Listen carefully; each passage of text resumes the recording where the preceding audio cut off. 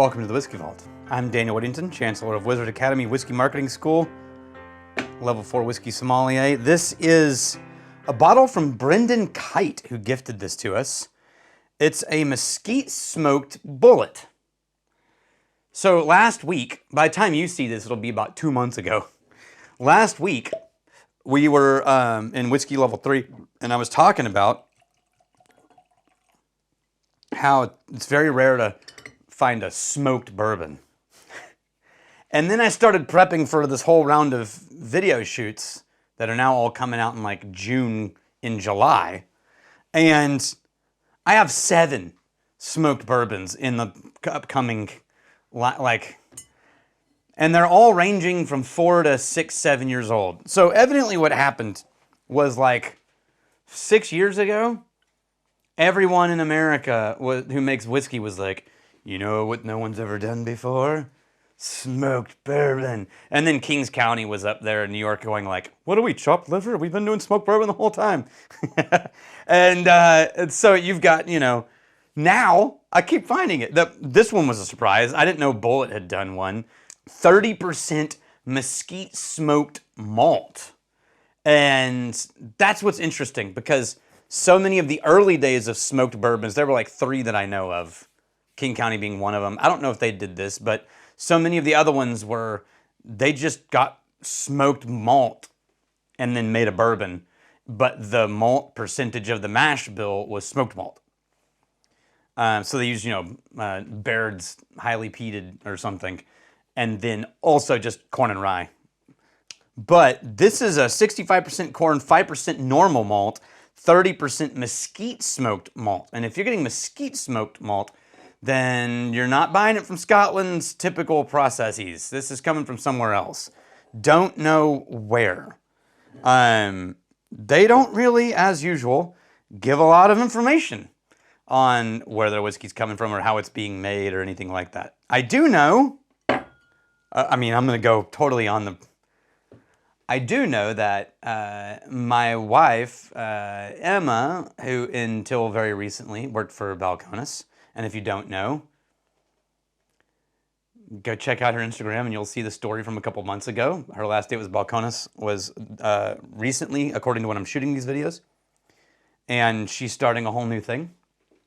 But one of her co-workers, because Diageo bought Balcones, was the blenders at Bulleit. And Andrew Mackay is one of the head blender for Bulleit. And every time Emma talked about him, it was always in glowing terms. She's a huge fan of Andrew Mackay, the blender, as a person, as a producer.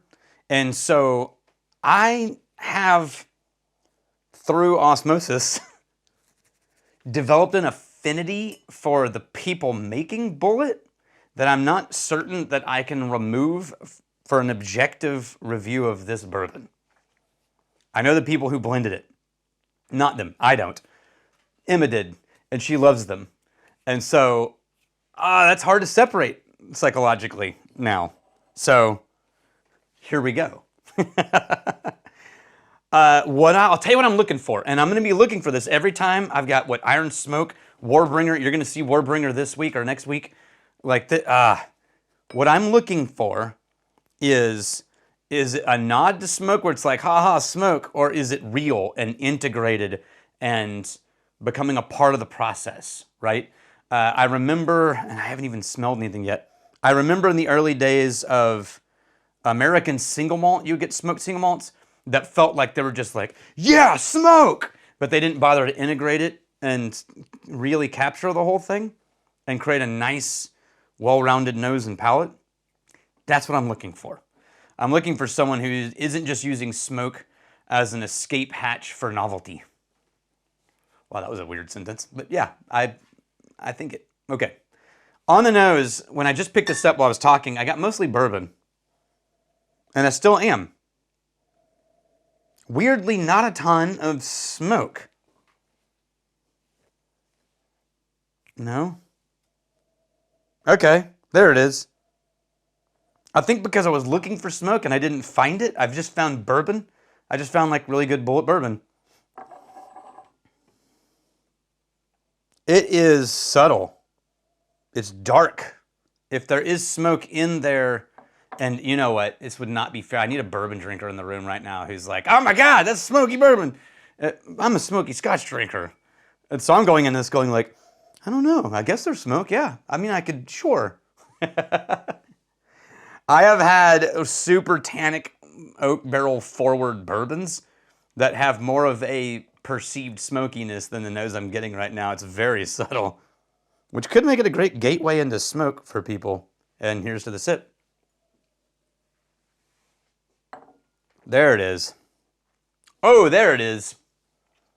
Very end.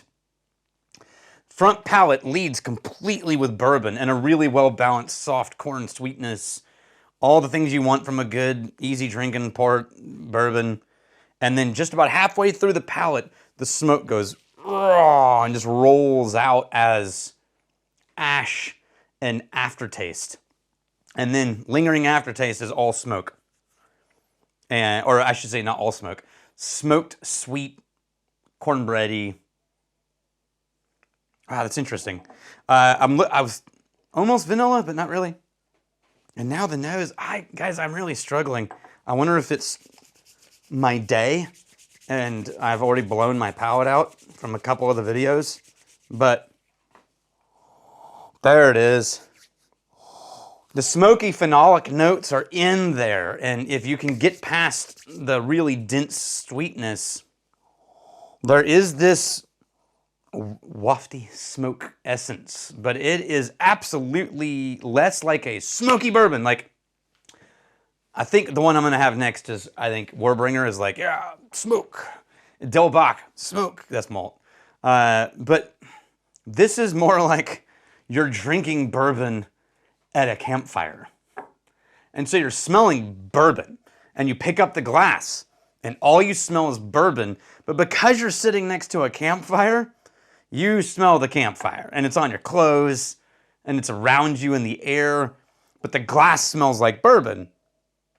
But you know around you somewhere is a mesquite campfire. But it's not, heck yeah, smoked bourbon. I would absolutely use this, and I would bet all my money that any of the bourbon drinkers in our group who don't like smoky Scotch would pick this up and argue to death with me. Yeah, it's totally smoky. I get it.